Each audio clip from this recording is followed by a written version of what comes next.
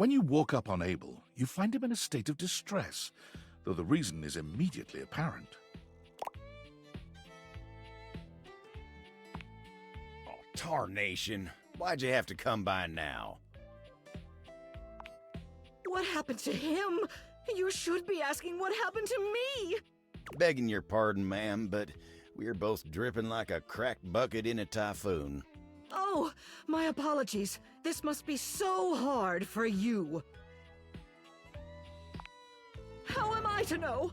All I know is I woke up in the middle of the night like this, absolutely waterlogged. Entirely unacceptable. Of course, you woke me up not long after.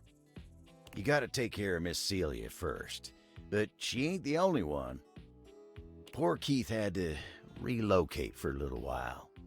I got so many folks counting on me. I ain't much good to him like this. Someone get a hold of Tony and send him up here immediately to fix this. Sorry. Been up to my ears in contracts for jobs around the house and, You know quite well that the needs of the governance outweigh your silly special projects. Right away, Madame Mayor. Whew, she's terrifying. Unbelievable. Well, Celia's got her leak fixed, but what about me? As if on cue, a cool breeze rolls through. Fantina has arrived, as though summoned by Abel's distress call. Fantina, what are you doing here? Oh my God. I heard Abel needed help, but I didn't think you'd be here too. Oh my God. Oh my God. Oh my God. Okay. I'm calm. I'm cool. I got this. Abel looks back and forth between the two of you, still dripping water. You all right there, Fantina?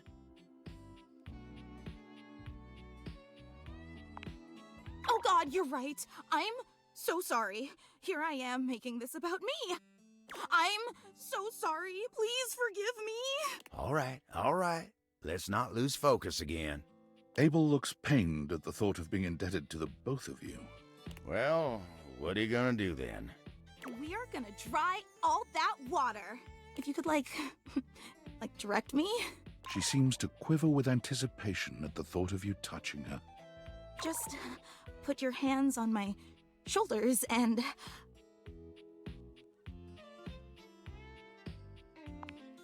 What? No, it ain't. Fantina, don't you listen... Your words hit home. Fantina looks at you with tears in her eyes, her lip quivering. Fantina, it ain't like that.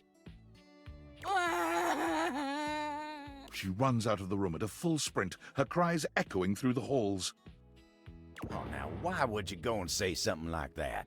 You know Fantina's real sensitive, especially when it comes to you and your opinion of her.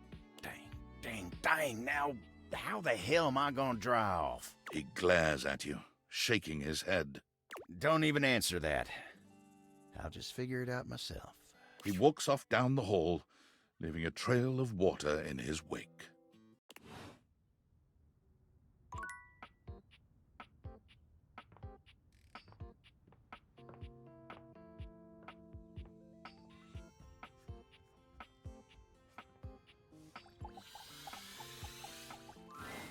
Again, nothing.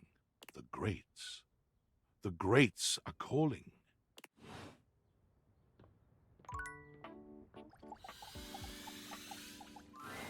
Perfection is not attainable, but if we choose perfection, we can catch excellence. Vince Bombardi. Let me tell ya, Chance? Not perfect. Not even close. But through chasing perfection, I have attained excellence with tonight's date.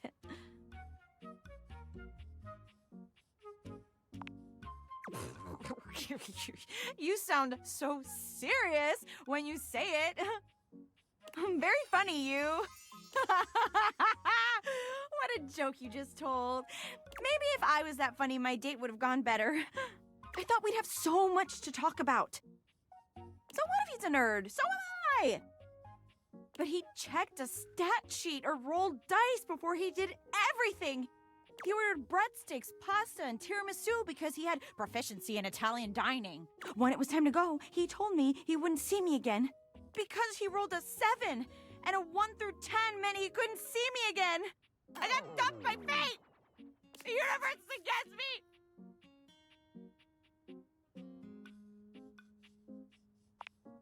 Cause you wouldn't, right? Right? Yeah, you wouldn't. Okay, enough about that. Let me tell you about the absolute babe I got a date with. She's so out of my league, honestly. I think she was gonna say no. But Office Romance magazine says you can't hit a home run if you don't risk striking out. And I hit a romantic home run for sure this time. As if on cue, Skylar saunters into the office. Penelope lets out a girlish squeal. There she is! The glasses of my dreams! Oh, hey, you.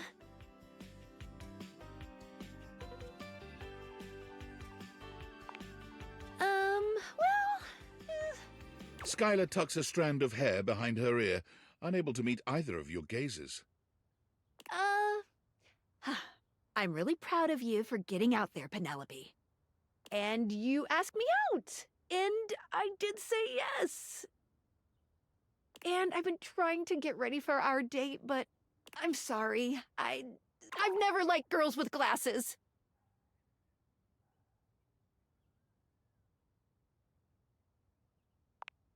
That's different.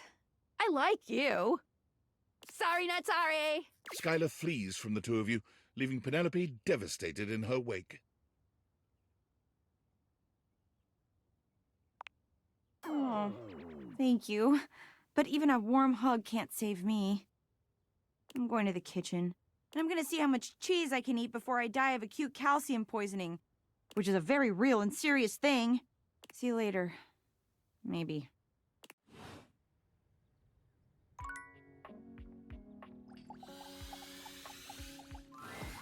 So, we couldn't help but notice you on your computer. I mean, we weren't snooping or nothing. Kurt was. Yeah, I was looking pretty hard. But we see you signed up for a dating site, didn't you? You're trying to get some action, huh? Oh, we didn't mean to upset you. If anything, we were just concerned about you. Yeah, we know that trying to get someone to like you can be tough. Especially when you ain't as cool as we are. I told you to leave that part out. Oh, my bad, you're right. What I meant to say was... He didn't mean to say anything. No, let me make it up to you.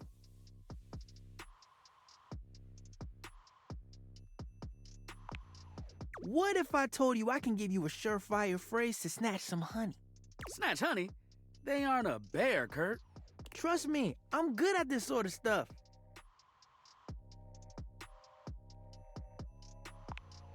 They've got a point. I mean, just because I haven't really tried to talk to anyone in a while doesn't mean I don't still have it. All right, come up with the line. Right now? Right now, for the human, since you still have it, or whatever. Okay, how about this? Hey, I really like your sentence structure. Can't wait to see your lips form those words. Ugh. Ooh, never say that again. That bad? That bad. Anyway, the moral of the story is, we won't read your messages anymore. But could you make the text smaller? It's just so easy to read. Kurt! It's like trying to ignore a billboard. Sometimes I just can't help it. Ignore him. He puts his tassel in his mouth a few times a day. You trying to say I should stop? That's what I've been trying to say. But I can't help. Shh. You're done, buddy. But... You're done. We'll see you around. And he'll be better behaved next time.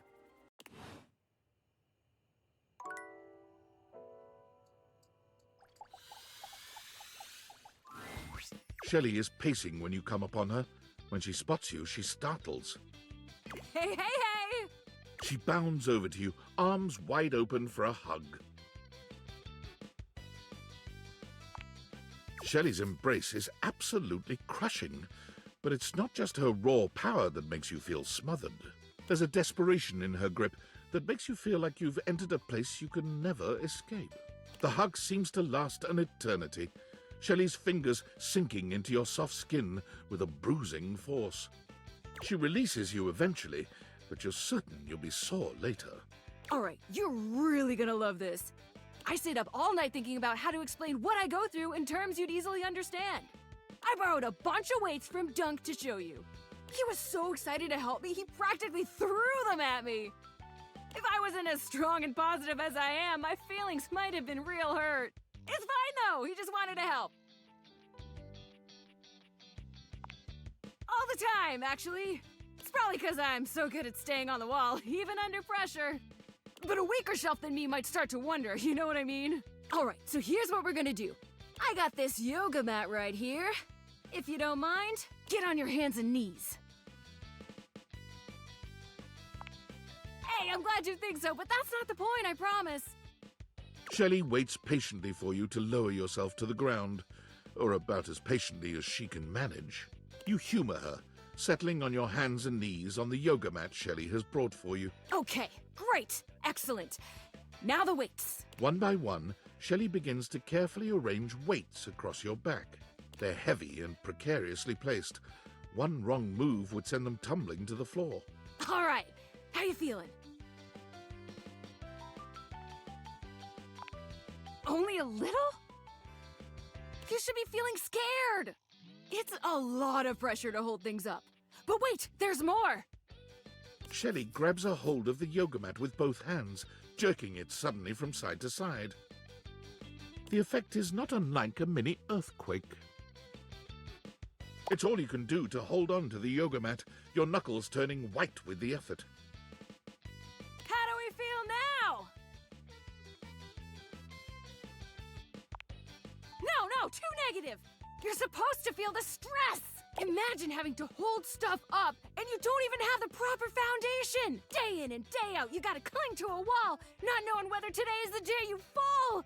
Shelley taps her forehead, switching swiftly from stress to a knowing smirk. That's why I gotta be so positive all the time.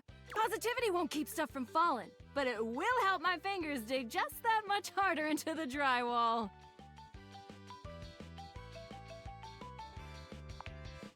Heck, I am. But positivity is the real reason I'm so strong. Okay, time to reset. Shelley frantically clears the weights from your back, helping you stand up again. Thanks for seeing things from my perspective. Nobody else ever wants to listen long enough to get what I'm talking about. It's always, not now, Shelley, and please stop yelling at me, Shelley, and please leave before I have you escorted out, Shelley. I gotta take these back to Dunk now before he needs them again. But it was real nice talking shelf with you. Catch you on the flip side, my pal.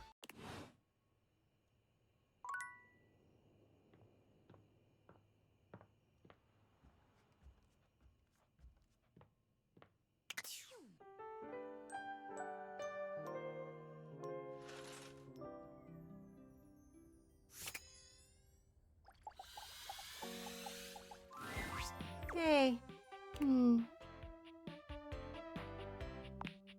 No, not yet. Sorry if that seemed rude. I'm just in my head right now. Do you mind coming back some other time? I'd rather be alone right now. I'd rather not. Thanks.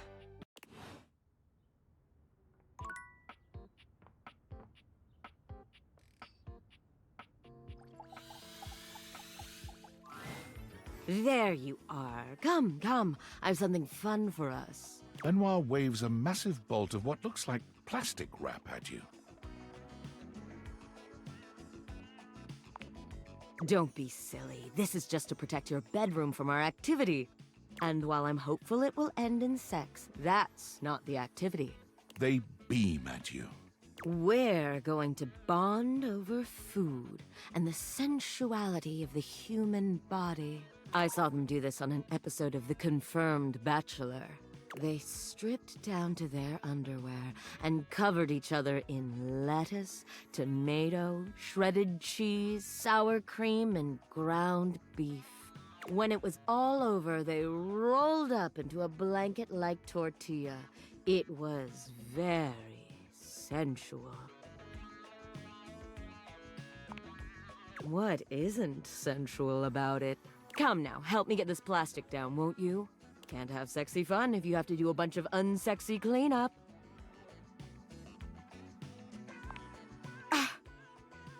You are truly no fun.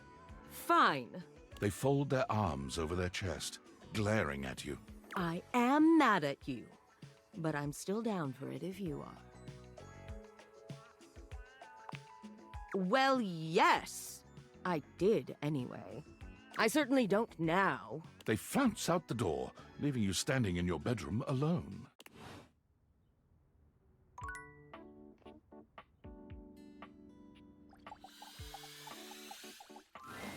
Well, if it isn't my favorite sheet stain, keep sticking it to the man. Or anywhere else it might fit and feel nice. Speaking of which, I got a date with Benoit.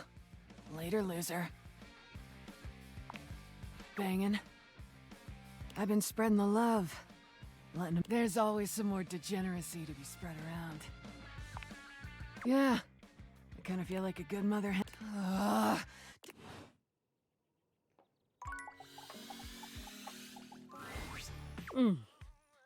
It's you. So, in the spirit of you teaching me to make friends, let me give you some friendly advice of my own. If you keep going the way you are now, you're gonna have a bad time. Bathsheba lets the words hang in the air between the two of you. The air is so thick with tension, it's choking. That stuff with Barry was not my speed. So let's make sure today we hang out with someone who rules, actually. Huh? Then do better, sweetie. Now, who should we practice on? Bathsheba looks around the room, scanning it in a thoughtful silence, until her gaze settles on the rubber ducky. She doesn't even bother to wait for your input, walking swiftly to the duck with her arms wide. Oh! Rebby! Shiva! Sup, you dirty bitch? Oh my god, you are too funny. You don't get to call me that, shit mouth. Now go easy, Rebby. They're trying to help. We're going around practicing my people skills. Tough ducking shit without any actual people to practice on. I know, right? Plus, I'm good at talking and making friends. Yeah, sure. That's why I'm the only one you talk to. No, you're the only one I talk to because you're the only one hilarious enough to keep my attention. Nah, true. But also, everyone else hates your guts. They do not! Oh, God! You absolute bitch! I question how you're functioning with such a tiny brain, but we can't get all our questions answered, can we? Go easy, Rebby. They just want to help. Rebby and I are champion shit-talkers. I asked them once for gossip, and they just went down the line, destroying everyone in this house. Including you, by the way. Rebel points a wing at you.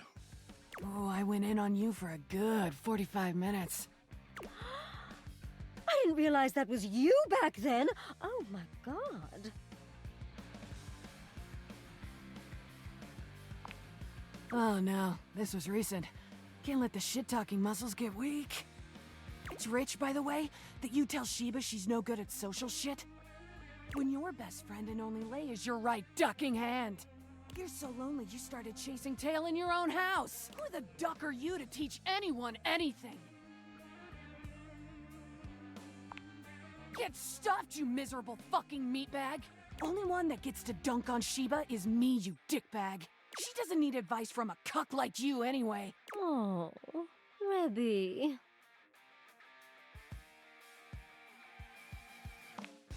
What the rubber yellow duck is that supposed to mean? Nothing. Now, tell me who's embarrassed themselves this week. You can hear Bathsheba and Rebel's laughter echoing through the bathroom as you walk away. A win in only the most technical sense. But tomorrow's another day.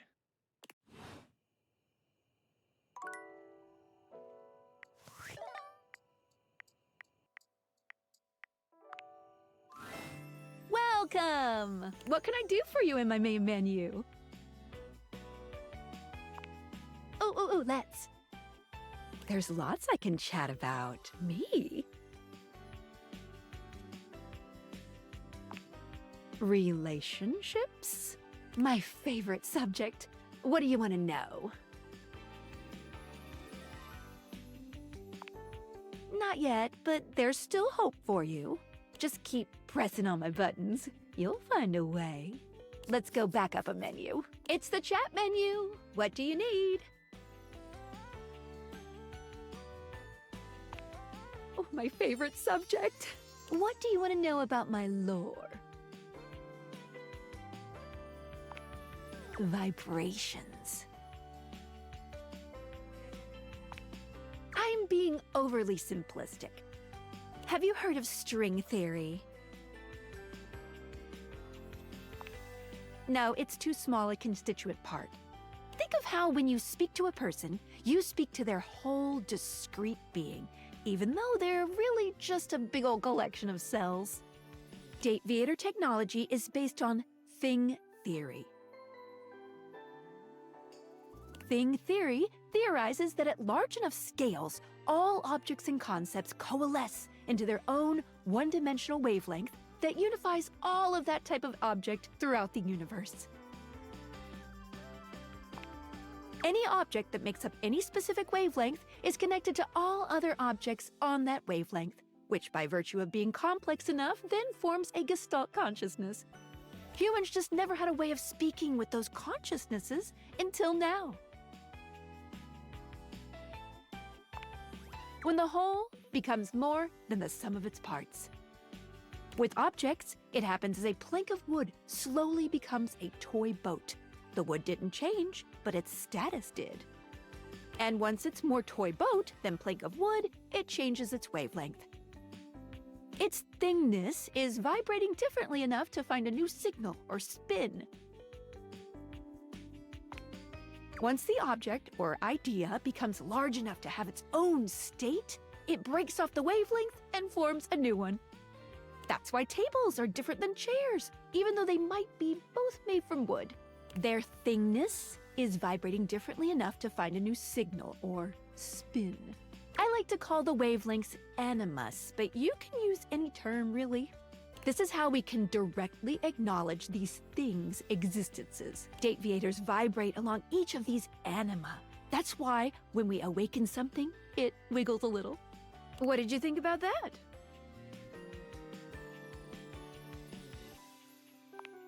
Yes. Listen, I'm glad you asked me about this.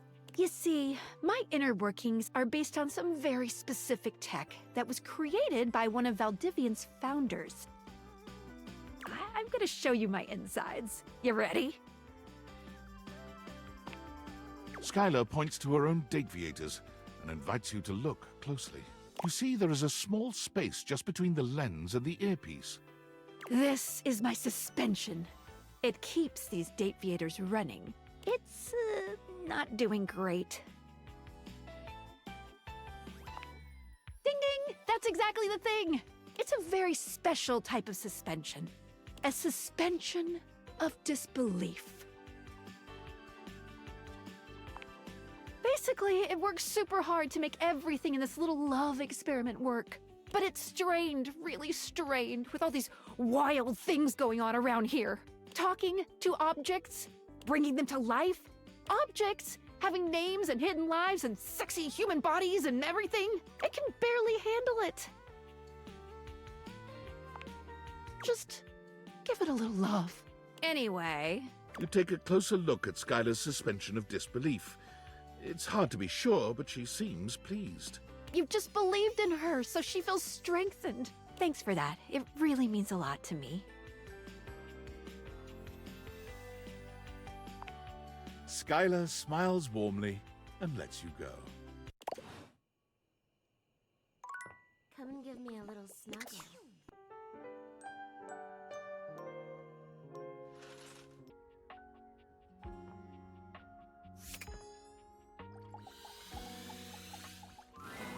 It's you! And I know it's you because it's not me. Because am me, and you are you. And we're different. I'm your diary. I'm holding all the stories. Dear God, you have a lot of stories. It's all so damn sad. Oh, no wonder I feel this way all the time. You only come to me when you have something horrible that you can't hold all by yourself. It's something painful and weird and full of spikes, and when you've had enough of it, you just close me and walk away. What have they said about love being blind? I think maybe her scales are snake scales, that circuitous, sneak-thieving bitch. Don't you mean your mind? I've never had one of my own. I've just been a proxy. I'm an appendage. I'm a prop. You take, but you take by giving. And you don't give by taking any of it back. Or by taking responsibility. Or even by writing down the things that were beautiful or soft or sweet.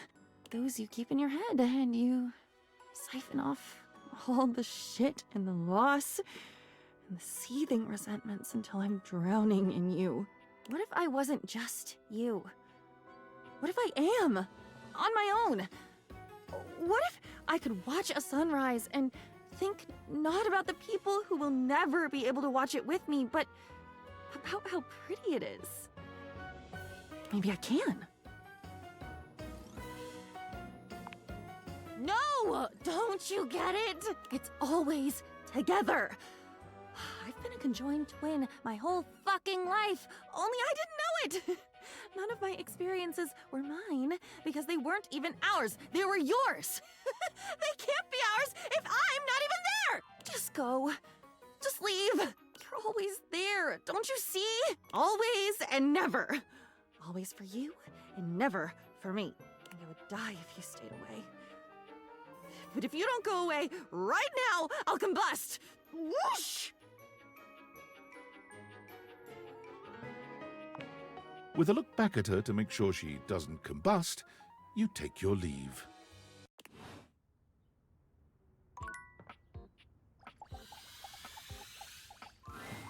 Ah, my dear, you have come back to visit and give me the chance to admire your... Amir's smile falters, his effusive praise coming to a grinding halt. Oh, my tragedy mars your beauty. It has nothing to do with your gorgeous proportions, your stunning features. It is green, a color that cannot belong in the white statuary of your teeth. Did you have broccoli recently? Ah, that's a strange choice. Well, I'm afraid you have some left over in your teeth, just there. Take a look.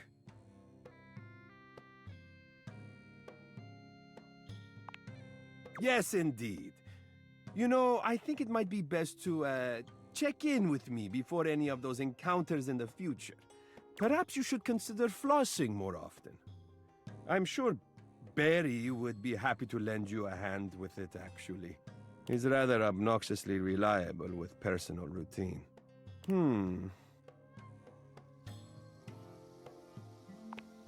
Oh, I'm so sorry.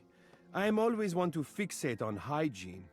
And coincidentally, I seem to recall Barry saying he had some free time today. Oh, good. I did not want to have to tell you how disgusting it was. You are not disgusting. The thing was. And it can happen to the best of us.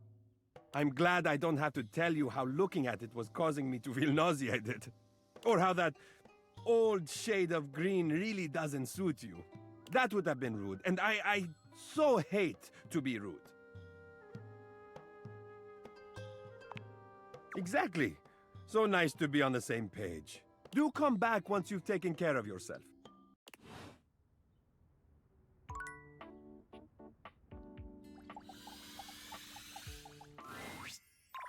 What are you doing here? I told you to come at noon sharp. No, no, no! I am beyond mad!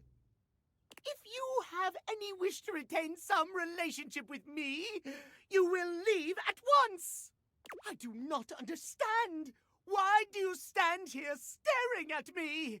I told you, yeah. Run, for God's sake! Timothy falls forwards onto his hands and knees, arching his back like a frightened cat. He almost looks like a Halloween decoration. He convulses, as though something terrible were ripping through his body. It's awful to see. It reminds you of the werewolf movies you've seen. But there's something feline about it all. He stills on the ground, and then he yawns and stretches, as though nothing strange had happened at all. So sleepy. Yeah. Maybe time for a cat nap.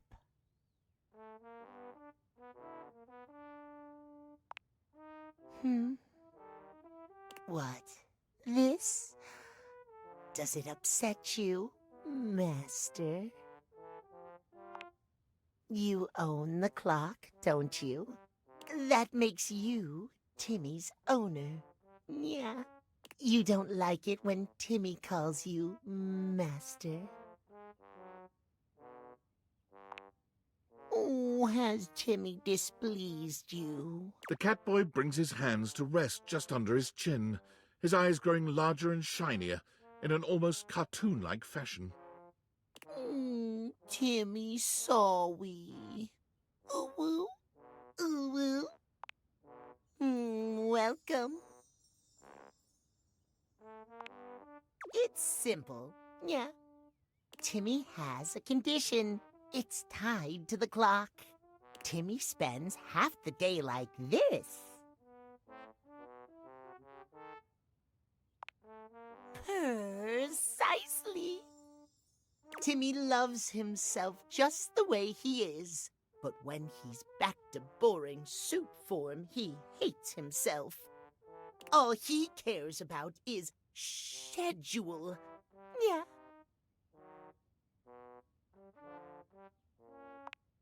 Exactly. You're such a smart human. Timmy yawns and stretches, curling up on the rug in front of you. Maybe you'll come back and play with Timmy later. So sweepy. Transformation takes a lot out of Timmy. Timmy doesn't care. Yeah. Just come when Timothy tells you not to. Timmy is here before or after noon. Nap time now.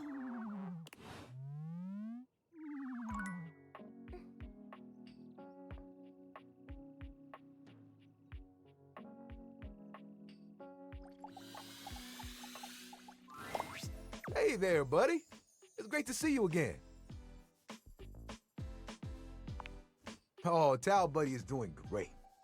He holds the towel creature up to his ear, listening intently. What? Don't worry. They're just kidding. Assured that Towel Buddy didn't mean it, the three of you practice new folding techniques, with ever new Towel Buddies on the horizon.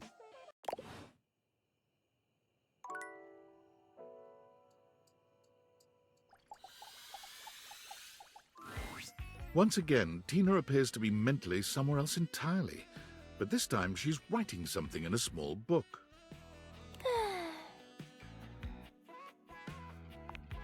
Oh, God, you scared the angles right off of me. I'm journaling. What's it look like? The hell's that supposed to mean? It is, ain't it? I'm a complex, layered triangle. I'm every triangle. It's all in me. This right here's all my innermost thoughts. You want the secrets to a sexy and exciting life? This is it, baby!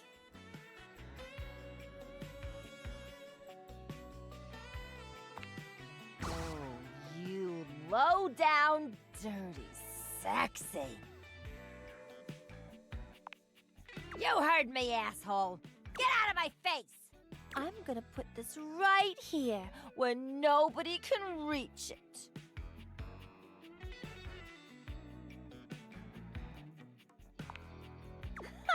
unlikely story. I got my eye on ya, so no funny business. Do not touch that journal.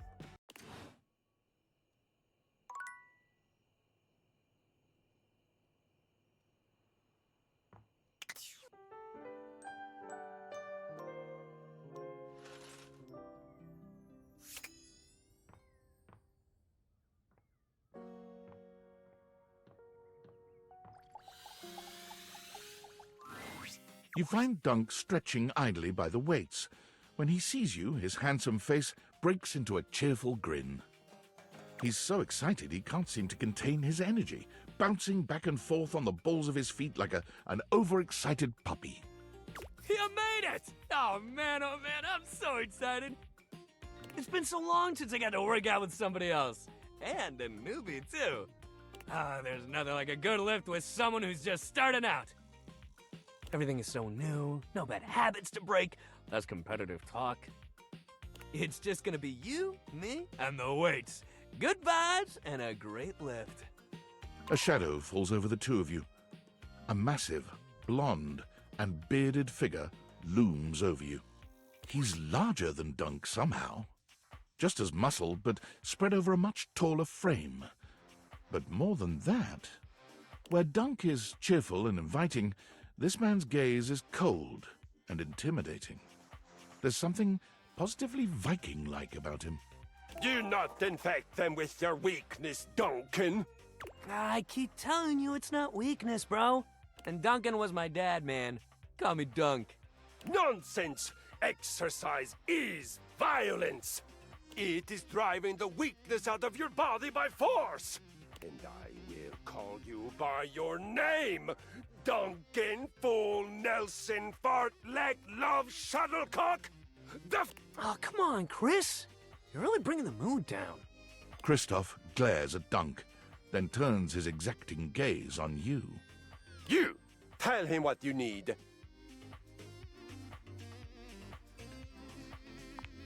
Someone must intervene when harmful ideas are being propagated this way. You have neglected yourself for far too long. When you set foot in my domain, you will do so with intention and strength. None of this real winners do their best and know their limits sentiment and foolishness. You really gotta relax, man.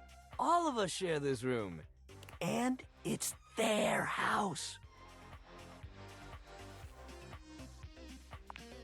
Do you think I'd be here wasting my time speaking with you if I could be out conquering a village, buffoon?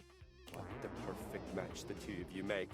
Soft-bodied and soft-hearted weaklings. When your muscles droop like deflated balloons, you will remember my words. God damn, that cross-trainer is intense. If bringing the mood down was a sport, he'd be a gold medalist for sure.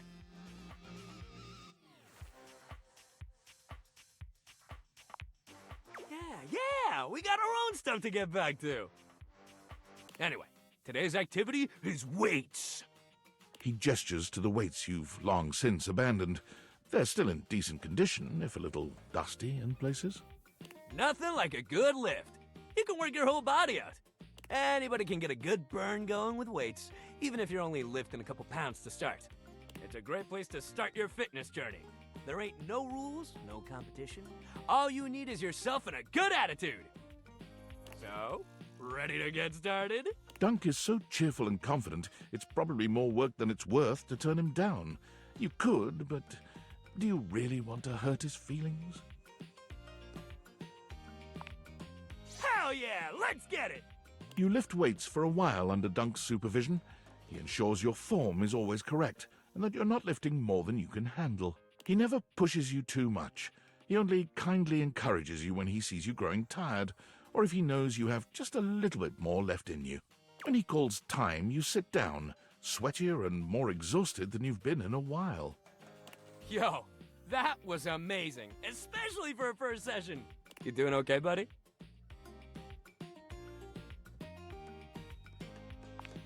It's not nothing. It's definitely something.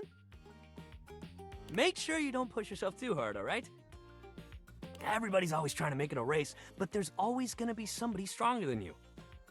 You just gotta do your best. If you're sore tomorrow, which you probably will be, make sure you take care of yourself. Try soaking in a bath with Epsom salts, or use a heating pad. You can even try a massage if you got a massager or anything like that. And it might sound like the exact opposite of what you need, but trust me, keeping that body moving when you're sore only helps. You lay around and feel sorry for yourself, it just gets worse. But I got something that'll help. Next time, we'll do some yoga. I mean, it'll make you sore too at first, but it'll help you with the rest of the stuff we do.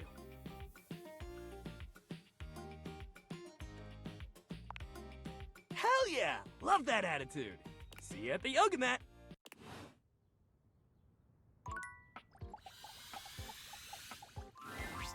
Look who's back. You must be here to watch the clouds with me. I am. This is the best view in the whole house for it. It isn't like there's much else to look at from here. Not to say there isn't potential. You've got that nice lawn, but you never use it. The backyard would be a great place for an event. A picnic, a movie night with friends, anything like that, really. It kind of reminds me of you. It has a lot of potential. Only if you use it, sweetie. Eventually, the world stops rewarding potential. You know that, right? I'm really not trying to hurt your feelings by saying these things. I'm just pointing out the truth. The backyard is for entertaining, and you have not done that in a long while. Do you know why I like looking at the clouds? Exactly. Clouds have endless potential. They can move freely and be whatever our minds want them to be. The same could go for you. You could be like a cloud. Well, yes, but you could be whatever you set your mind to being. And that includes being social. That is true, but you clearly know what I mean. Human interaction. You should host a backyard party. Clearly, you don't know how to entertain people. But let me take care of the planning, and you just worry about the guest list. All your little work friends. Invite them. Oh, like Sam. There we go. And don't worry, even if you are feeling a bit of those old nerves, I got you covered. I'll plan out this whole get-together, and then you can decide if it's a go or not. How does that sound? You know what? Don't answer that. You just need someone to do it for you. Give me some time to think and then come back. It shouldn't take me long.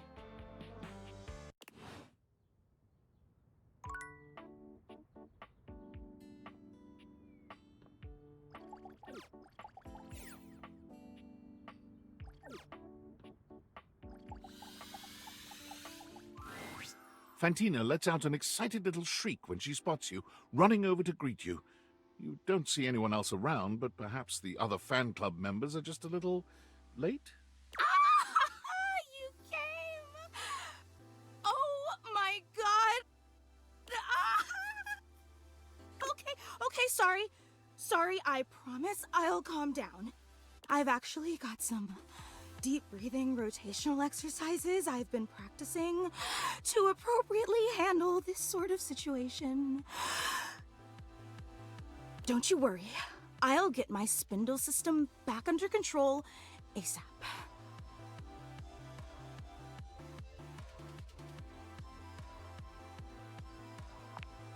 Even when I think I know every wonderful thing about you, you still manage to surprise me. Careful. You keep going on like that and I swear I'll think you're flirting with me and... I honestly don't know if my capacitor could take that. And again, my sincerest apologies. I just thought that the last time we met would be the highlight of my entire year. But suddenly, here you are again, It's like I'm living in some sort of fantasy. You have no idea. Since you're here, this feels like as good a time as any to present you with your exclusive fan meetup welcome gift. Fantina holds up something small and rectangular. You can't quite see what it is, and she keeps it facing away from you. Of course, you're our guest of honor today. The fan club just wanted to express our immense and profound appreciation that you take the time out of your busy schedule to come and visit with us. We know you have some big shakeups at work, and today's usually laundry day, so it means so much that you still found the time. You really are the absolute best. Everyone but you're absolutely flawless. So, without further ado, may I present your likeness crafted out of pasta. She turns your gift around to face you, and it's just as she said it was. A crude but sweet rendering of you in pasta. I hope you like it. I wasn't sure if you were more of a rigatoni or penne fan, so I used both. With just a dabbling of fettuccine. So what do you think? Do you like it? Oh, I'm so glad.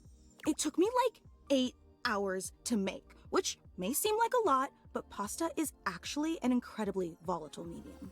Michelangelo may have been a whiz with marble, but I'd like to see him try to sculpt something out of rigatoni.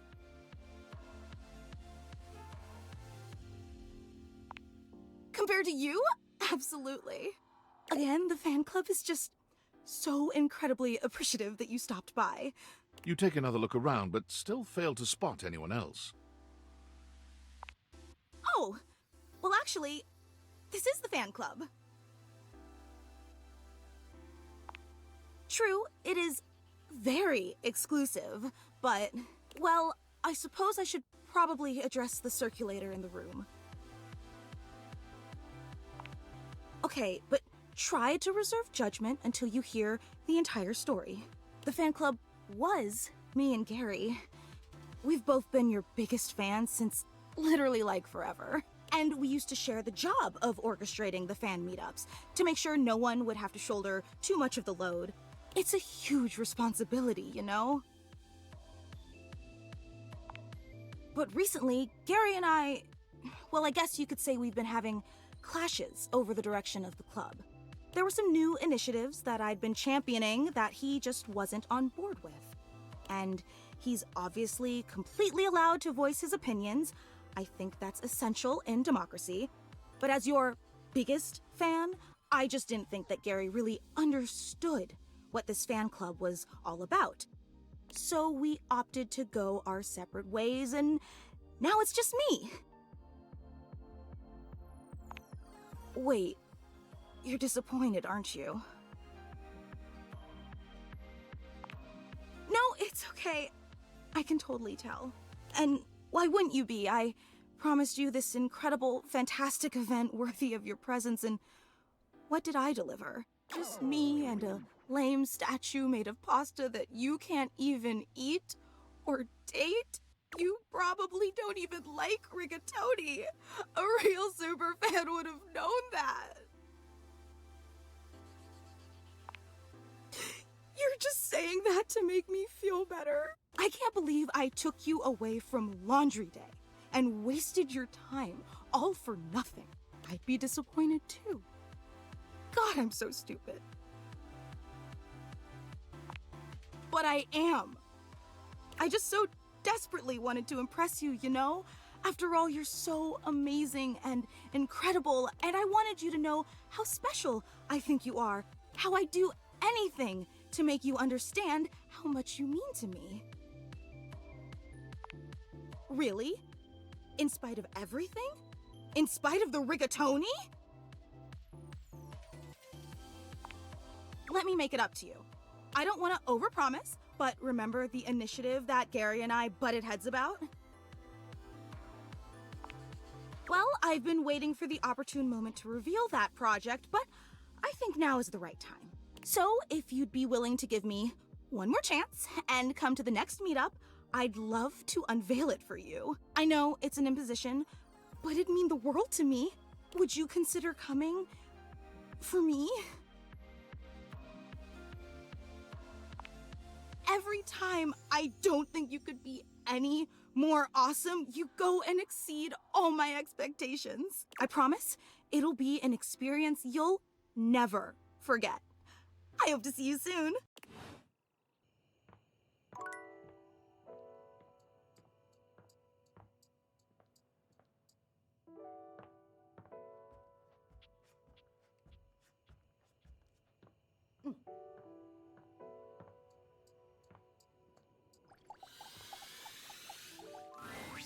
There you are, sweetness.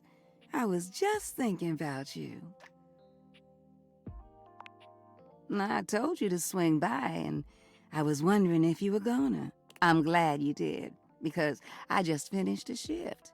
I have some time to spare if you want to talk some. Depends on how up and about you are, really. The more you do, the more I gotta do. Ain't nothing nobody's fault. It's the kind of thing I love. I sit in here and I make sure everyone who needs some steamy attention gets it. It's what I'm here to do. Goodness, it's what I love to do. Is this your sly way of asking how old I am? See, where I'm from, it's not polite to do that. Although, moving around by what people thought was polite and correct never really suited me anyway.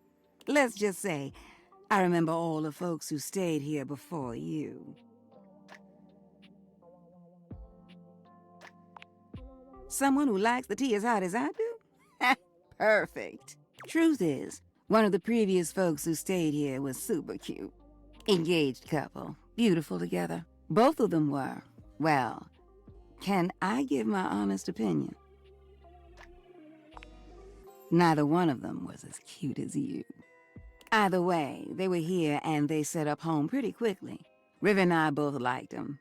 They brought so much life into this place. They took long showers together all the time. Just about tapped me dry keeping things hot up there for them. Although, I hear they didn't really need my help to do that.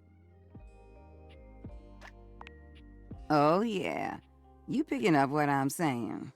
But they used to throw these big parties too. Family was always over, and every now and then, they had this little kid who would come play hide and seek. Their favorite hiding spot was in here with me, so I would just hum to them. I think they found being next to me safe. I miss that little kid sometimes. What? No, the couple just moved out eventually. Now, when did this story become about me? You don't need to worry yourself about who I do and don't be missing. The past is the past, sweetheart. I don't live in that place. You don't make it as long as I have dwelling. There's a difference between knowing your history and living in it. Besides, you saying you didn't like my story? Well, good. I enjoyed telling it. Which reminds me of this one time where... No, you know what? I'ma wait for that one. You want to hear more? You gotta come back. Besides, it's time I check in on my boy Washford. And you don't? What's not to like about that hunky man? He's just one of the hunkiest hunks that ever did hunk. Ooh, the way he calls out to me when he needs some of what I got. Well, it's enough to get me bubbling. I bless the day you wheeled him into this house. Drysdale's all right, but Washford? Winifred fans herself with one hand, beginning to lose herself in her own fantasy. I wouldn't mind going through a couple of cycles with him. Ooh! I think I said too much.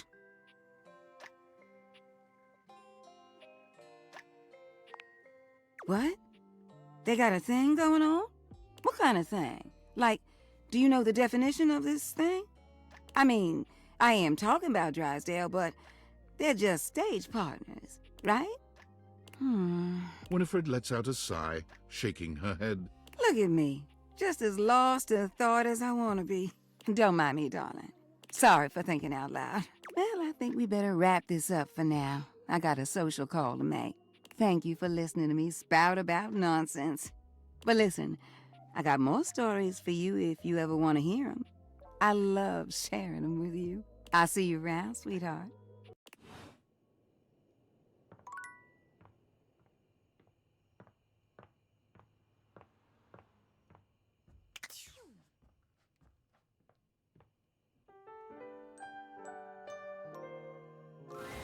Your room is dark and cold, and though you may have gone to sleep alone, you can feel someone else here. Nightmare looms over the edge of your bed, at once friendly and disquieting. Is it you again? Ah, you're back. I've been contemplating what to show you this time. What may unsettle you? Get your blood pumping. This time I think maybe you're speaking in front of an audience.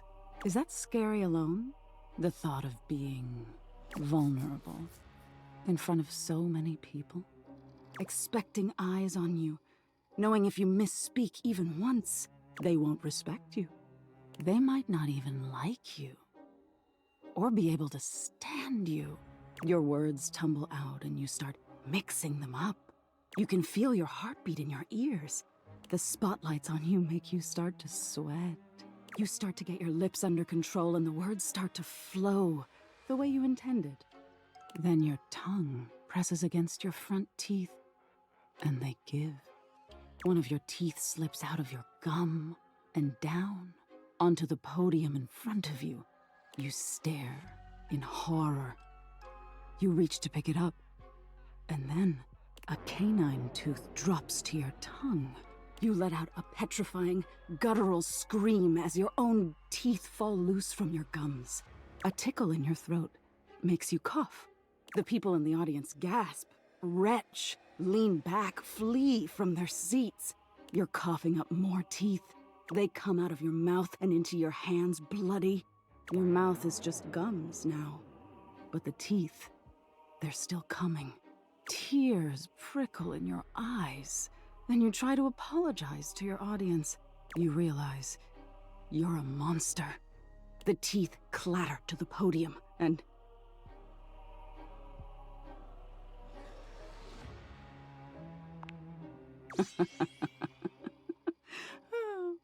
Did I get you? Is that so? Why don't you tell me what really scares you? There must be something you're hiding away. Something a little deeper. A tad more frightening than bugs and blood and teeth.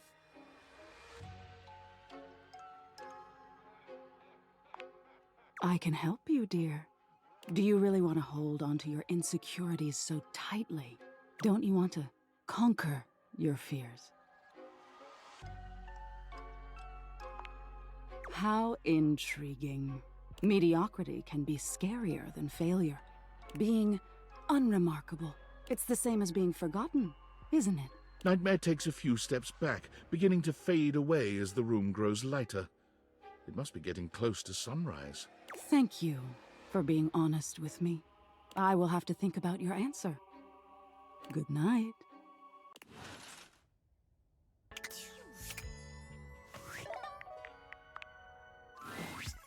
Ooh, coming in hot. What you got for me this time? Any other time, I'd love to stop and bask in the compliment, honey. But I'm dying to know the sitch. You've got those urgency eyes. So, what's the deal? An animal emergency? Ah, honey, why didn't you open with that? Who's in trouble? What do we need? How can I help? Give me answers. Phoenicia's fingers are flying across her virtual keyboard before you've completed your thought. Already typing something up as we speak. Did Mateo give you any helpful info I can put in here? Anything eye-grabbing? We need some cute buzzwords to get things' attention. Perfect. Leave it to me, honey. Missing in animals are no joke. We'll get this baby home. Ooh, I'm gonna do a live to generate some engagement for the post. I'll let you know how it goes. Check in with Mateo to let him know. I don't think he checks socials very often.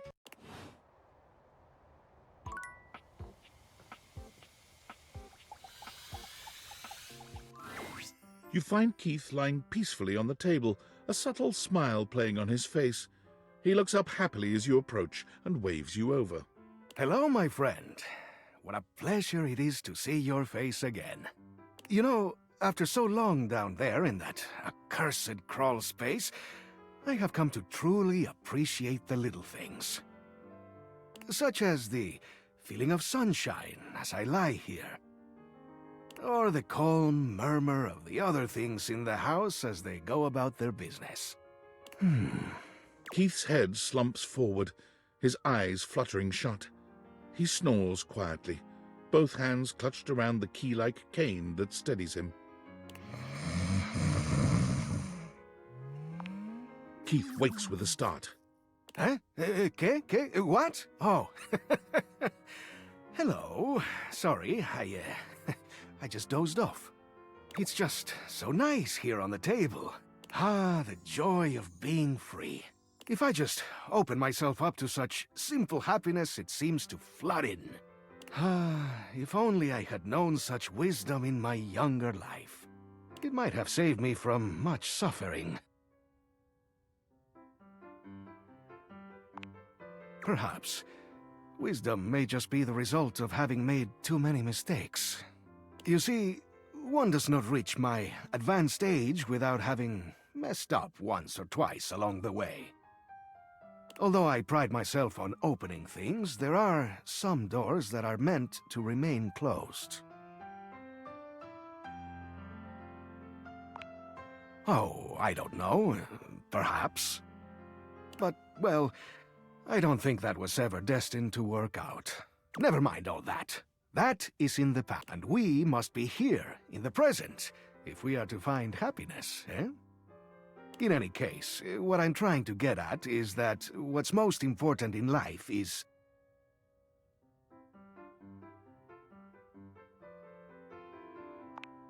like companionship.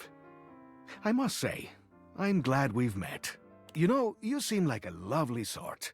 And, in fact, there's something I'd like to give you. But before I do, I need to make sure you're on the right track developing your character. So, let me take a closer look at you. He narrows his eyes, evaluating you with a sharp up-and-down gaze. You can feel yourself sweat just a little under his intense scrutiny. I see you're making progress. Here's something that all good humans will enjoy. He holds his hand out to you, depositing something small in your palm. It smells sweet. It's a little candy. My favorite. Take this poise candy.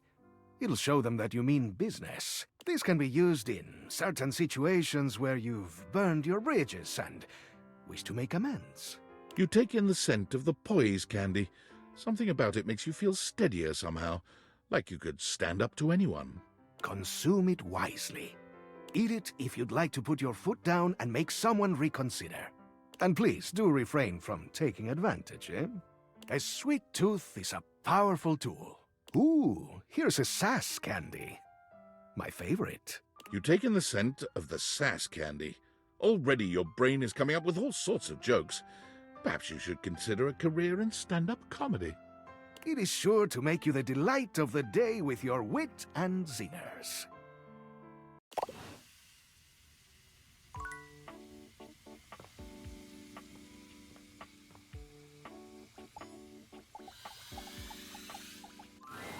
Today, we will be playing a popular and complicated game. This is a game in the Eurogame tradition, one of resource allocation, worker placement, and cooperation between players. It's based on the 20th century dairy wars between England, France, and Belgium, called Crime Capitalist. We will both attempt to outproduce the cream that the other is attempting to make. Would you like to hear the rules? Your loss. How will you ever know whether your cream skimmers are operating at peak efficiency? I'll play as Belgium, which has a +3 bonus to currency exchange, which means you can be either England or France. Which will you choose? I knew you'd choose that. There's nothing interesting about France at all, in the game or real life. And I can confidently say that there will be none of this tomfoolery, getting my emotions all twisted up with your sexy situations. I will keep my emotions in check and my resources properly allocated. Begin! Parker distributes the pieces, a 10-minute process. You receive 5 cards with various types of cream-making machinery on them, 6 bulk cooling tank pieces, 24 cream maker worker pieces, a pasteurization token, and 8 or 9 things you can only describe as shapes. You produce the Carl card from your pocket. Okay, you're gonna use the Carl card. You've done so much weird shit to throw me off my game, and now this? What is it? What is Carl card? You hand it to Parker without a word. He takes it from you, dread setting in slowly as he realizes what you've just done. I'm gonna be real with you. You've done so much weird, freaky shit in the games that we've played. Emotionally, I'm checked out. I don't know. Carl card, frankly, is the last card. It's the last straw for me dealing with you in this game. So I'm gonna give up. You win. Congratulations on your stupid card that doesn't make any sense. And I'm mad, and I'm having a bad time.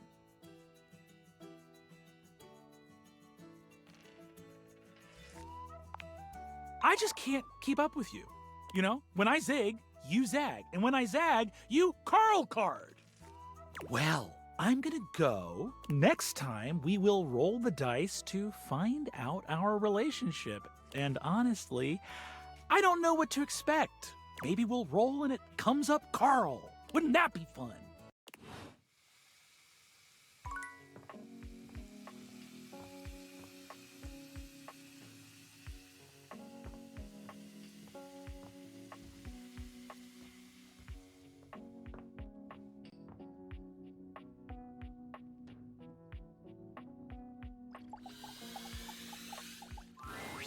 Sinclair paces back and forth, nervous and talking to himself.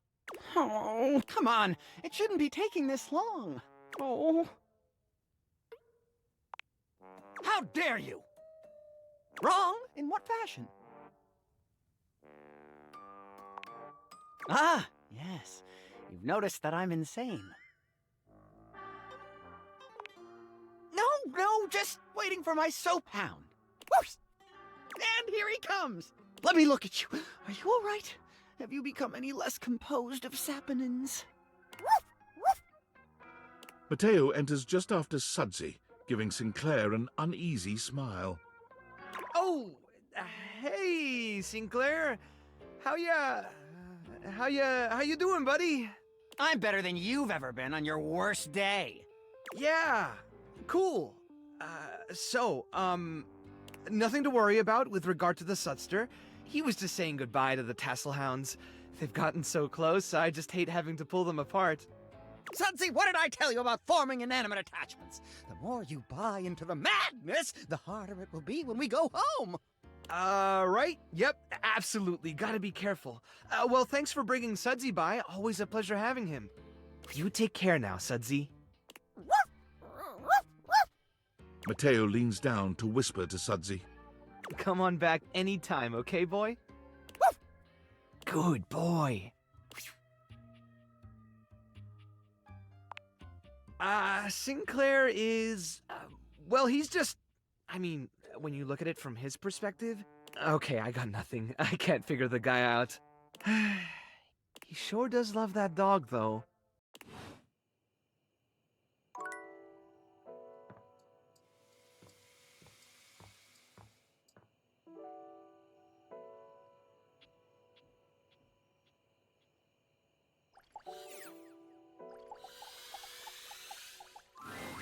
A red-haired traveler lifts her goggles to peek at you, revealing freckled cheeks and stunning blue eyes. There's a friendly air about her that makes you want to hear her stories. Now, why, my love, you look some lost. Where you longs to?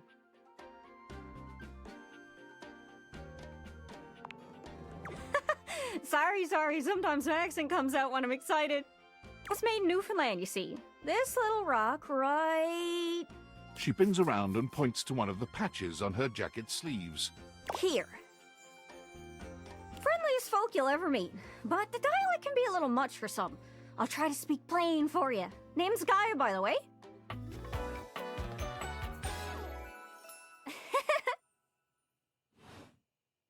So, where are you from? Oh, that makes sense with that accent I'm hearing on you. It's a right shame, though. See, I got all these countries and rivers and seas on my jacket. It's a collection I've been working on. And I know the names, but I don't really know the places, you know? I mean, heck, I got them all memorized even. United States, Canada, Mexico, Panama. The works. But without a story behind it, they all feel so far away. You'd think they'd be in arm's reach considering they're on my sleeves, but it's a brain problem. I just can't pin anything down without context. Without stories, maps are just paper. The reason I ask where you're from is so I can shape the places in my mind with some kind of meaning. Because right now, it feels a bit like I'm just wearing a big vest of unchecked boxes. Geez, here I go talking your ear off. Sorry about that. It's just, I'm having trouble putting myself out there, and I'm so interested in being out there. I've tried. I want to talk to the others, but I think I must be too forward or something. I skip on up to them and I ask them about themselves, and they just run away. Oh, you know, I come up to the others so I can ask about them, get to know them, who they are. But before I can get to the point, I always go spouting off about something or other, like telling them factoids I've heard about what I imagine their home to be. And 9 times out of 10, I'm some level of wrong. And the other time I'm right, but it's in an insulting way. One thing leads to another, and they give me this look. And soon enough, they find an excuse to leave. I'm just bad at it, I guess. Sometimes I feel like no matter how hard I push myself, I'm just going in circles.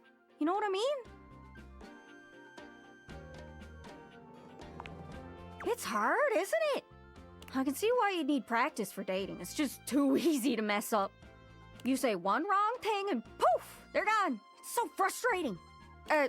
Sorry, I think I might be Mercator projecting on your situation a little bit. Oh, whoa, I just had the best idea. You're running to the Four Winds meeting with people and speaking to the others, yeah? I'm sure some of those folks come from other places, right? Travelers, you knows what I'm saying. Why don't you ask them what they're about? Get to know them a little better, figures out they ticks, then come back and we'll have a yarn. Sound good? Speak plain, Gaia, speak plain. Okay, so, you're speaking with objects all over the house. You know how some of us have little labels that say things like made in China or Hecho in Argentina on the bottom? Well, that means those objects are travelers. They come from away. They're from somewhere else, somewhere on my jacket. Those are the objects I need to talk to. Those are the ones who can fill out my checklist. This map is uncharted. But if you can bring me back stories from those travelers, then I'd be able to write little notes down here and there, and pretty soon I'll be a bona fide travel guide. It's everything I've ever wanted. And you'll get a chance to practice talking more. Are you shy? I can help. People tell me that I never shut up. I can help you learn to never shut up. Doesn't that sound great?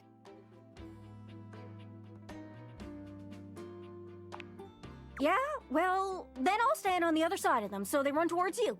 Come on, please. Pretty please. I'm sure it'll work out. You scratch my cartouche, I'll scratch yours.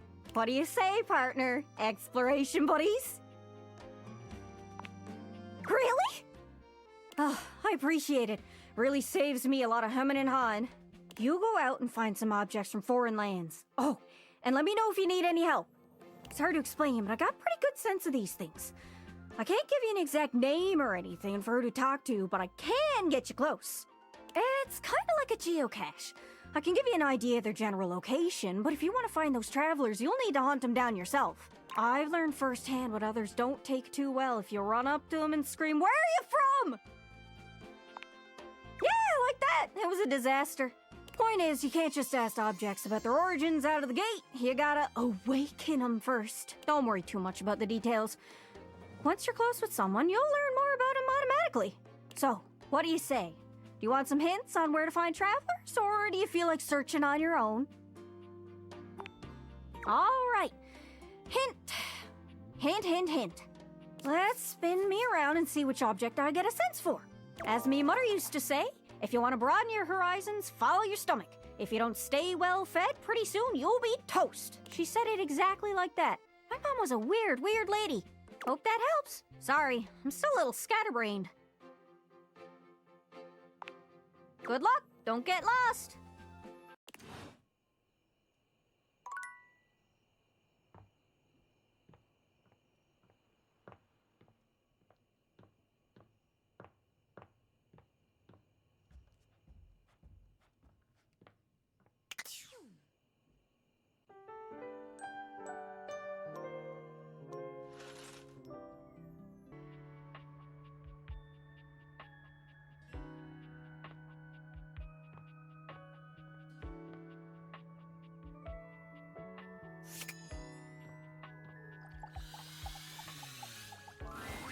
You're forced to crane your neck upwards as you try to take in the entirety of the blonde Viking towering over you.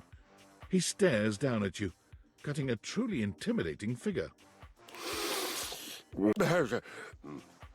He says nothing for several minutes.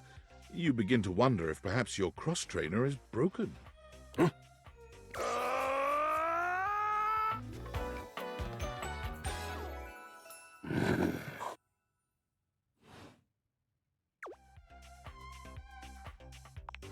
Hay is for horses. And yes, it was a fine battle cry.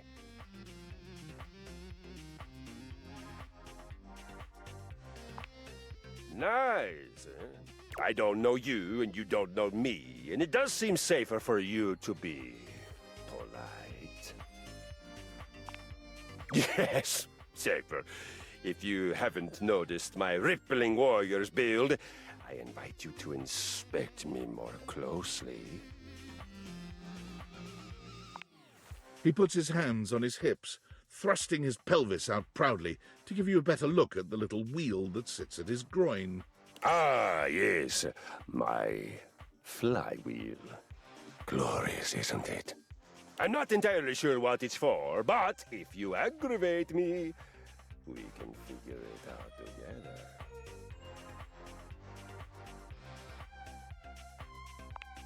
A wise decision. I may be only just recovering from a day of battle and a night of revelry. But let us face facts. I would win. Ah, well, we can fix that. Skill is not the mark of a warrior. It is the heart, the willingness. Let us fight, and I feel it. The surge of violence within me. Come to me at this place with your weapon. Next we meet, and glory shall be mine!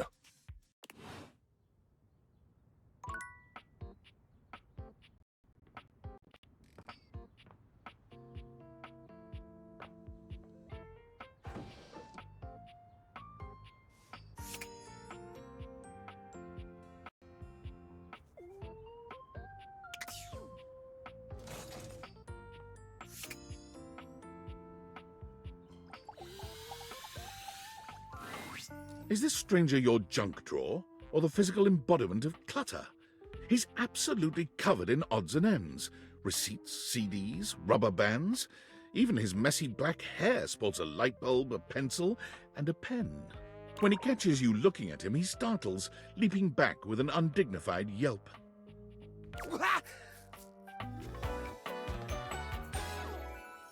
Whoa, Nelly! Whoa, Wolf! Cheese and crackers, you startled me. Hang on! My content aware is going off. Jerry has some mental health concerns that some players might find a little problematic, specifically hoarding. You cool with that, or you want to skip it? How would you like your relationship with Jerry to resolve? Jerry finds you despicable and promptly stashes you in the corner of the drawer reserved for enemies. Enjoy your hate ship.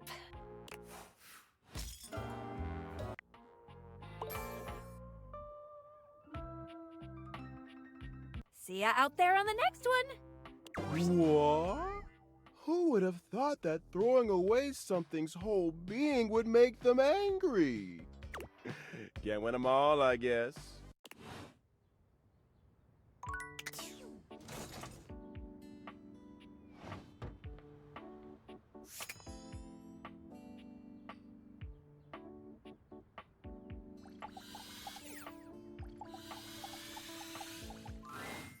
Oh, hi.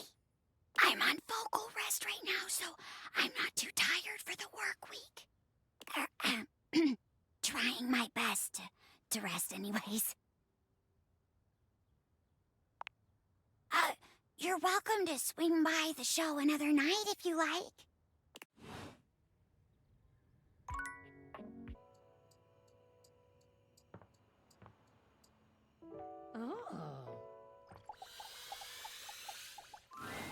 The employer generally gets the employees he deserves. I've been trying so hard to date. I thought, like, okay, maybe it's just a numbers game. Gotta get some bad dates out of the way to have a good one. And boy, was I wrong. But it's okay. I get it now. This is just how it is for someone like me. You get what you get, and you'd better like it. Maybe not for someone like you, but the facts are facts, and for someone like me, that's just facts. My date should be here any minute now, actually. There's a strange chill in the air, a note of dread that raises goosebumps along your arms. You feel Sinclair before you see him, but he makes his presence known quickly enough. Here comes lovin'! Choo-choo! Love bus comes rattling into the station.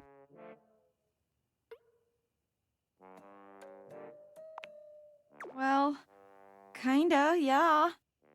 Wait. No. No! Penelope breaks away from Sinclair, who continues walking as if she was still holding his arm. I can't believe I didn't think of it before. Everyone wants to be appreciated, so if you appreciate someone, don't keep it a secret. I've been keeping my appreciation a secret because I was so scared of rejection. That's why I've been dating all these weirdos. But even those guys rejected me. So heck, why not? What's one more little rejection? I mean, it'll just shatter my heart into a million pieces, but whatever. I appreciate you. Like romantically. Wait, seriously? You're not rejecting me? I made you watch me date all these other objects when you were right there. You know what? No, you will not ruin this one, Penelope. Would you like to maybe go on a date with me? There are no shortcuts to any place worth going. Beverly Quills. It might have taken me a while to get here, but it was all worth it.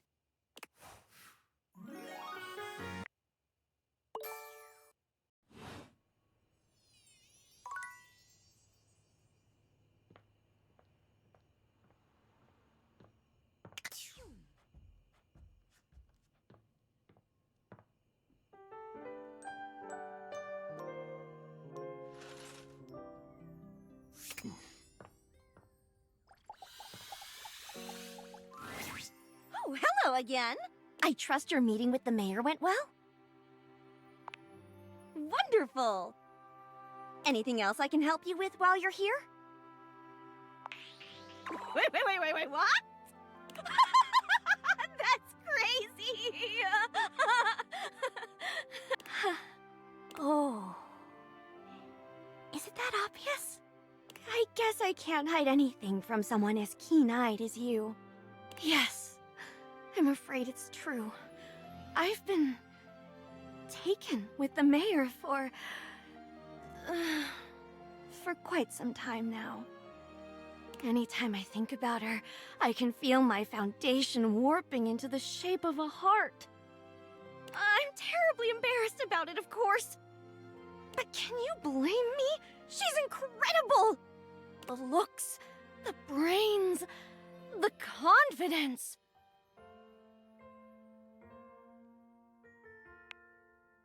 Please, dear, don't try to fluster me. I'm already in a tizzy. The other day, while organizing her schedule, I even caught myself writing my first name with her last and vice versa. Celia Floor. Florence Ceiling. Listen to me go on and on like this. I'm such a schoolgirl. You're not going to tell Celia, are you? I'd be absolutely mortified. Oh, Lord, no! I'd have to be cuckoo bananas to do that. First things first, she's my boss. This is a public office, for heaven's sake. I couldn't cause that kind of scandal. It'd ruin her. And second thing second, I'm nervous. Really? Oh, no, dear. That's asking far too much. I can't imagine she'd ever think of me as anything other than her fuddy-duddy little secretary, anyhow. Oh, I don't know about that.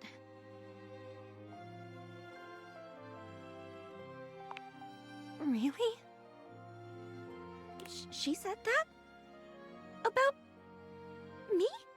That's so sweet. Well, gosh, I don't know what to say. I think I might cry. But what am I supposed to do? Sure, I'm better than a plain dirt floor, I suppose. But I've got wrinkles, cracks in my tiles. My paneling is peeling, my form is all warped. Even if the mayor really does like me a little bit, I can't imagine ever being good enough to reach her level. She's a ceiling! Unless... Wait a moment, dear. You've been running around and practicing dating, right? You must have learned a thing or two. Would you be able to teach me some of what you've learned? Okay, any advice you have would be great.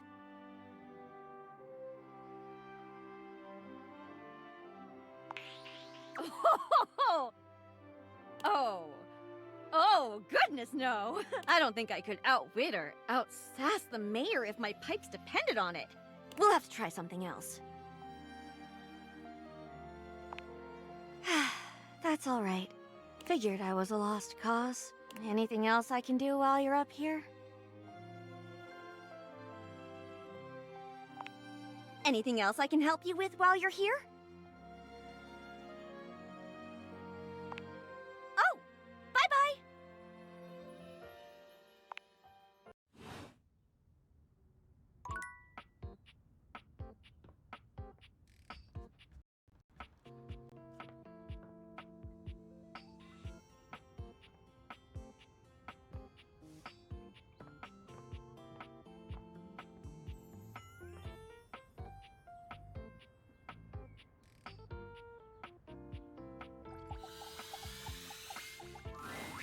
A beauty dressed in black and gold stands before you, her eyes closed and one hand held delicately to her chest. She sways softly, silently, as though she were listening to music you can't hear. The silence is so long and profound that you begin to notice just how noisy your house is. You can hear your clock ticking, your refrigerator humming, and your air conditioning blasting.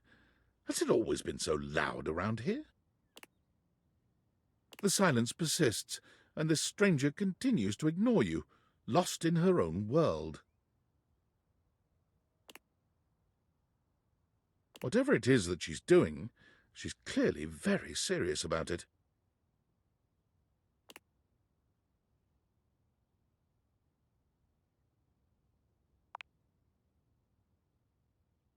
She continues to stand in stark silence, unmoving for what feels like an eternity. But eventually she finally opens her eyes, taking a grand sweeping bow after. The end. How was that? That was door 33. Surely you recognized it. It's an avant-garde piano piece, 33 seconds long, by the composer John Gage. Honestly, the man was a genius.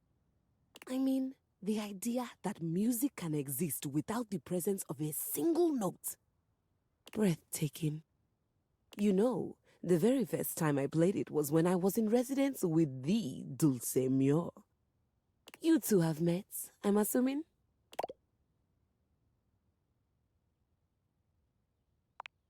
Music? I'm always talking about music.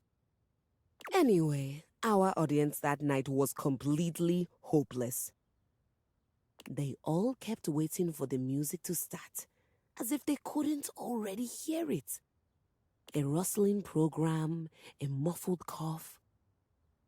It was all being performed in real time, but they kept staring at Dulce and I like we were the Philistines. Still, it was one of my finest performances to date. It also didn't hurt that Dulce had requested to work with me specifically. I can't tell you just how often that seems to happen.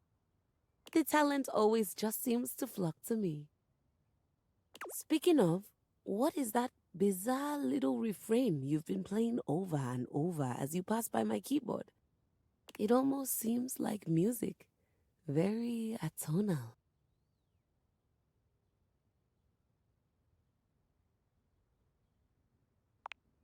How fascinating. Well, whatever you are playing, I look forward to its evolution.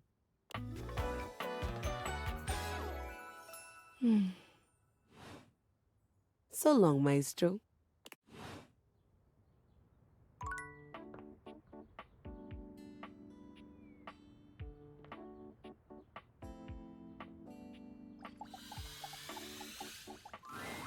The beautiful flapper you see before you stands in stark contrast to the strange music that plays when you turn on your record player. Where she seems sweet with an old-world sort of beauty, the music she plays is all kinds of wrong. It skips and goes from too fast to too slow. She dances to it all the same, swinging her arms and legs in time to the herky-jerky rhythm of some ancient record. Well, don't just stand there like a wet blanket. You get a wiggle on. Let's see you dance. You don't have to be. Just move. You give it your best shot, which seems to please her. Now you're on the trolley.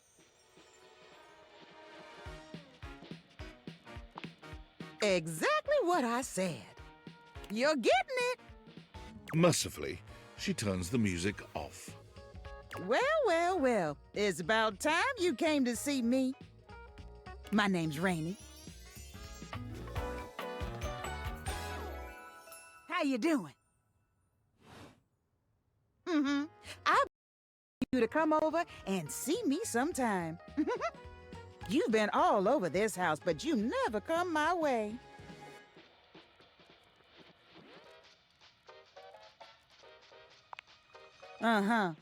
Baloney. Well, anyway, it is so great to see a new face around here, even if your face ain't exactly new to me. Nobody ever seems to want to hang out anymore. I can't imagine why. I used to be the belle of the ball. Everyone was so happy to see me at a party. Now it's always just me and my records.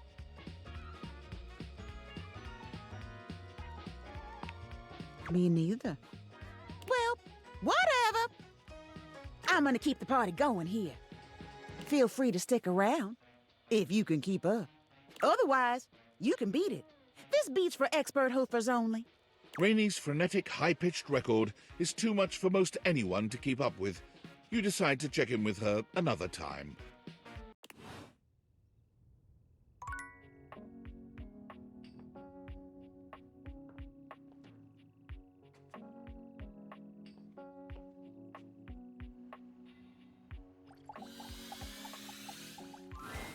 You hear her before you see her. A charming musician with literal coils of curly hair that swing cutely as she paces back and forth in your kitchen. She's clearly absorbed in something. She appears to be talking to herself. Hi, Mira. Look at all these crumbs. I'm gonna be writing some great music soon. I can tell. I'm at my most creative when I'm a little messy.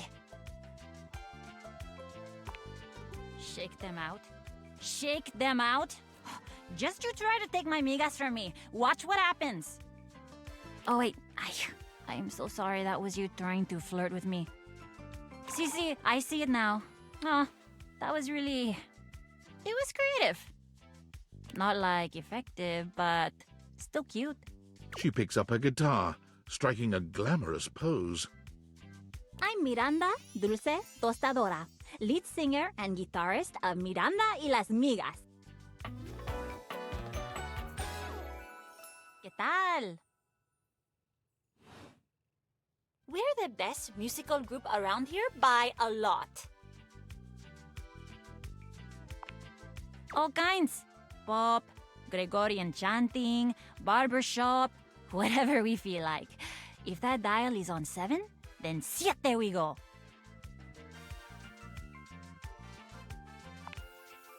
Okay, I took a lot of hit from the migas too when I suggested this, but that cheese is so relaxing. For real, if I can't sleep, too hot and bothered, put on a little chanting, let my eyes just drift around the paint on the ceiling, and vamos. I'm unconscious in like 2 minutes. Just had a thought. Maybe I'll sing for you sometime. And you would be lucky too. I'm really good. Just stay on my good side. ¿Me entiendes? Oh, and obviously, if you like neat toast, I'm here. Okay, busy, sexy little tostadora with a gig coming up. Time to make the toast. Hasta luego.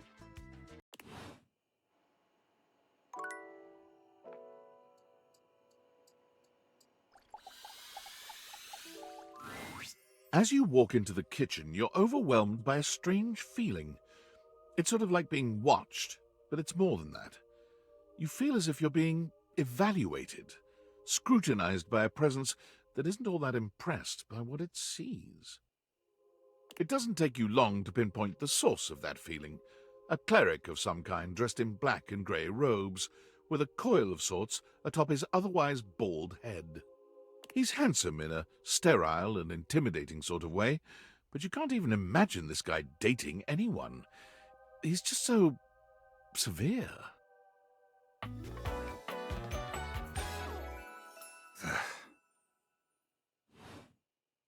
You reek. Spiritually. You gesture to his bald, shining head. I don't have a clue what you mean, nor do I care. My physical appearance is of little consequence. It is only my soul that will ascend to the heavenly kitchen. He ignores you. You reek of sin and grease. I feel as if I have been bathed in oil simply looking at you.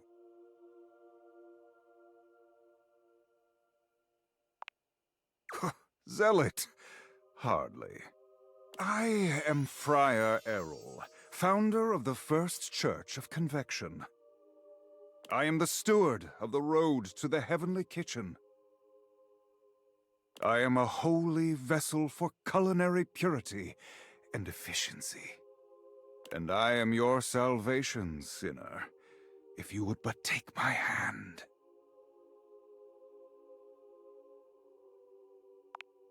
How vulgar. You will keep a civil tongue in your head when you speak to a friar of faith. But my Lord of Convection is generous, even to those such as yourself. It is not too late to save your sorry soul. First, you are to confess your sins to me, the steward of your culinary soul.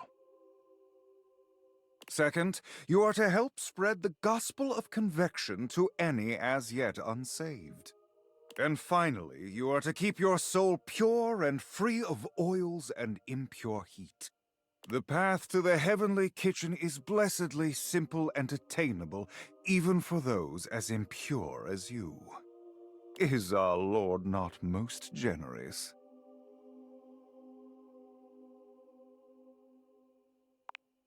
You are so addled with sin and impurity, you cannot even see when someone is offering you salvation. Calamity, blasphemy, treachery. Bless your humble friar with patience and strength, O Lord. I shall need it. Tell me, do you wish to repent for your culinary sins here and now? I am ready, willing, and able to grant you absolution. You need only unburden yourself.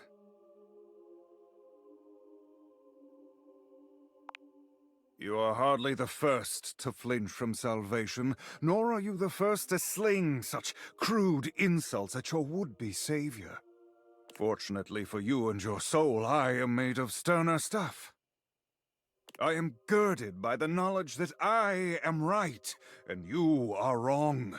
And I will be here when you accept this, and go now. May the Lord of Convection turn his gaze upon you, even as you continue to walk in shadow.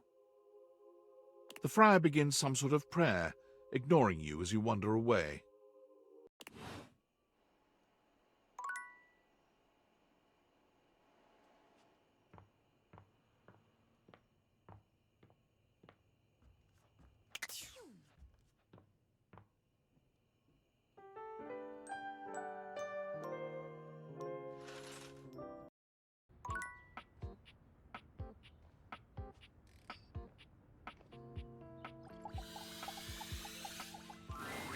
Hello again, wandering traveler. Have you made up your mind as to whether or not you'll help me?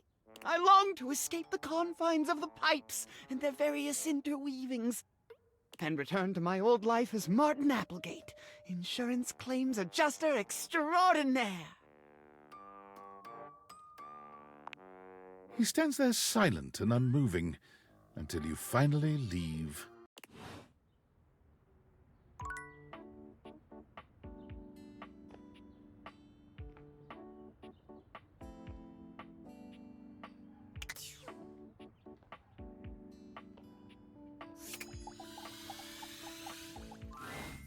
Looking at the tiny, big-headed Dorian who stands before you, it's hard not to wonder if perhaps the Dateviators have glitched. But a quick inspection does seem to show they're working just fine. What are you looking at? You saying I'm nothing?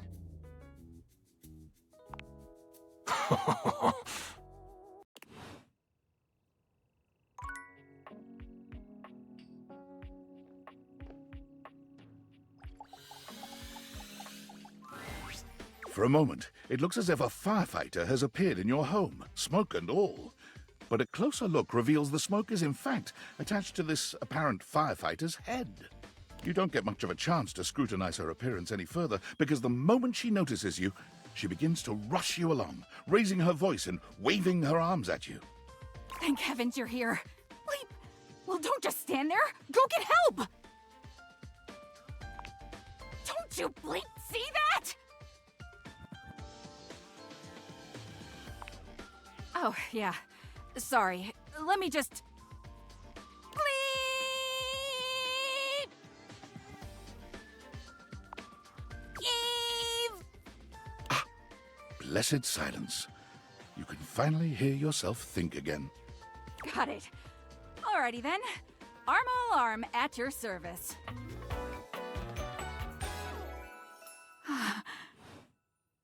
Whoa there! My content aware has given me a tickle. Arma has gone through some trauma and might even have more in store for her. It could be triggering for people who have dealt with trauma, suicide, and other violent acts. If dealing with that kind of behavior in a light way is disagreeable, I wouldn't recommend this one, that's for sure. You cool with that? Or you want to skip it? On with the show. What's that? Couldn't hear you for a sec. Arma Alarm at your service. You too. So, what brings you around here? Oh yeah, that's part of my job. You see, I'm here to protect the house from fire. Take a look around you, at everything you love. Now just think. If you're not careful, it could be gone in an instant, consumed by raging flames. I've got to stay vigilant at all times. Pip.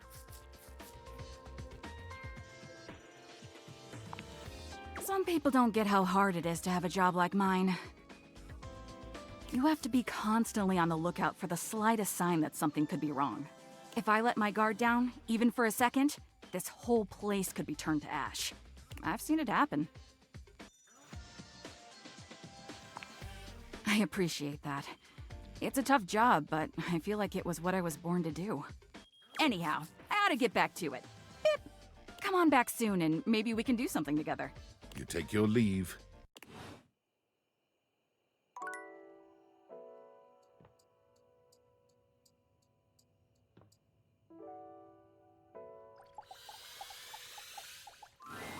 You find Daisuke where you left him last time, staring intently at dishes on the table. Unlike the last time, however, he has a list in one hand. Even your insults are half-baked. What a disappointment you are. I do not have time to trade barbs with you. There's much to do, and my injuries have slowed me down. In addition to inventory and keeping track of all the dishes, I'm also in charge of deliveries throughout the home. Unfortunately, I am unable to do much in my current condition. I prefer to work alone, but an assistant would be invaluable in this moment. The only reward you'll have is righting the wrong you have created. If that is not enough for you, then you have no business here.